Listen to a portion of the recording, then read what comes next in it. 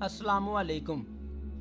क्या कभी आपने सोचा है कि यहूदी इतने अहम क्यों हो गए हैं कि अमेरिकन सदर को भी इनकी हिमायत चाहिए ताकि वो अपना इलेक्शन जीत सकें, और अरब ममालिक के लिए भी यहूदी इतने अहम हो गए हैं कि वो तेज़ी से इनके साथ मुआहदे कर रहे हैं और इसराइल को तस्लीम किया जा रहा है। अगर मुसलमानों से मुवाजना किया जाए तो एक यहूदी के मुकाबले में 107 मुसलमान हैं।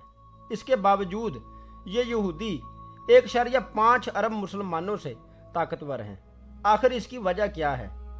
आखिरी 105 सालों में 1.40 करोड़ यहूदियों ने, जो दुनिया की कुल आबादी का 0.2% बनता है, 193 ने नोबेल प्राइज हासिल किया, जबकि 1.5 अरब मुसलमानों में से सिर्फ 12 ने नोबेल प्राइज हासिल किया, जिनमें से 9 लोगों ने अमन में नोबेल प्राइज हासिल किया, जबकि 3 लोगों ने साइंस में नोबेल प्राइज हासिल किया।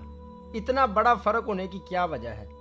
मुअज़्ज़िज़ ख़वातीन व हज़रात, तमाम इस्लामी ममालिक में सिर्फ 500 यूनिवर्सिटीज़ हैं, जबकि सिर्फ अमेरिका में 5000 यूनिवर्सिटीज़ हैं, और तो और इंडिया में 800 यूनिवर्सिटीज़ हैं। किसी भी इस्लामी यूनिवर्सिटी का नाम दुनिया की 500 बेहतरीन यूनिवर्सिटीज़ की लिस्ट में नहीं है, जबकि सिर्फ इसराइल की 6 यूनिवर्सिटीज़ दुनिया की 500 बेहतरीन यूनिवर्सिटीज़ में शामिल हैं, और इनमें से भी 3 यूनिवर्सिटियाँ दुनिया की 100 बेहतरीन यूनिवर्सिटियों में शामिल हैं।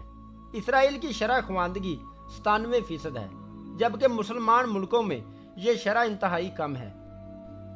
इसराइल एक तरक्की याफ्ता मुल्क और दुनिया की 43वीं बड़ी मईशत है। मशरक़ वुस्ता में इसराइल मेयार ज़िंदगी के एतबार से सबसे आगे है और एशिया में तीसरे नंबर पर है।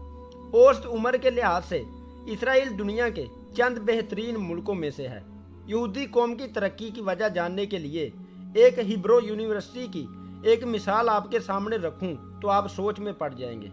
खिलाफत उस्मानिया के खात्मे के बाद जब बरतानिया का इक़्तिदार शुरू हुआ और यहूदियों ने फ़लस्तीन में आकर आबाद होना शुरू किया, तो यहूदियों ने बरतानिया से जिस काम की सबसे पहले इजाज़त मांगी वो अपने लोगों के लिए यूनिवर्सिटी और अस्पताल का क़याम था, और इनको इसकी इजाज़त भी मिल गई।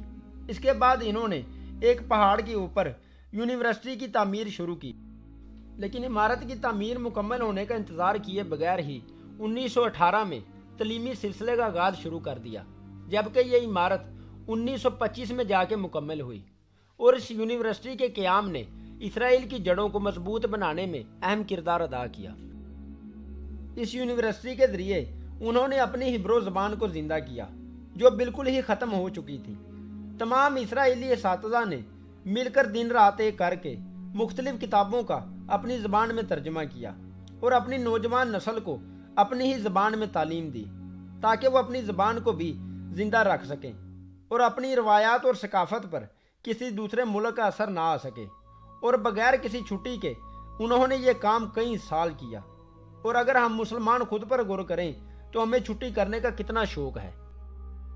मजहबी त्यौहारों से लेकर सरकारी तौर पर अहम दिन मनाने के लिए भी हमें छुट्टी चाहिए होती है, और इस छुट्टी पर कोई अहम काम करने के बजाय हम सोकर, दावतें उड़ाकर और सोशल मीडिया का इस्तेमाल करते हुए ज़ाया कर देते हैं। लेकिन यहूदियों के पास उनके ग्रेटर इसराइल का अहम मिशन था, और उसके लिए उन्होंने इंसानी बर्दाश्त से भी ज़्यादा काम किया। लेकिन इसके बरक्स अलीगढ़ यूनिवर्सिटी, जिसने पाकिस्तान बनने में अहम किरदार अदा किया, इसके बावजूद आज भी पाकिस्तान ने अलीगढ़ यूनिवर्सिटी के मुतबादिल बनाने की कोशिश नहीं की। लेकिन दूसरी तरफ क्या हुआ, जब इसराइल बना तो वह यूनिवर्सिटीज़ इसराइली इलाके में शामिल नहीं थी। नाज़रीन करामी, इससे भी वो मायूस नहीं हुए, बल्कि उन्होंने अपने इलाके में नए सिरे से यूनिवर्सिटीज़ बनानी शुरू कर दी, और फिर अगले 18 साल बगैर किसी छुट्टी के नई इमारत किराए पर लेकर काम करते रहे। वीडियो में मज़ीद आगे बढ़ने से पहले नए आने वाले दोस्तों से गुजारिश है कि हमारे YouTube चैनल और Facebook पेज को सब्सक्राइब कर लें और बेल आइकन को भी दबा लें, और वीडियो को आगे अपने दोस्तों के साथ भी ज़रूर शेयर कीजिएगा। नीज़ हमारी काविशों का सिला वीडियो को लाइक करने की सूरत में ज़रूर दिया करें। और आने वाले सालों में कशीदगी के बाद उन्होंने वो हिस्सा भी हासिल कर लिया, जबकि 1967 की लड़ाई के बाद उन्होंने वो पहाड़ भी हासिल कर लिया जिस पर वो यूनिवर्सिटी थी। और कुरान करीम में भी बार बार तहकीक غور و فکر، جستجو اور کائنات کے علوم جاننے کا حکم ہے، اور ہم نے ان پر کتنا عمل کیا ہے اس پر ہمیں غور کرنا چاہیے۔ امید ہے دوستو آپ کو آج کی ویڈیو پسند آئی ہوگی۔ کومنٹ کر کے اپنی قیمتی رائے سے ضرور آگاہ کیجیے گا۔ بہت شکریہ۔ اللہ حافظ۔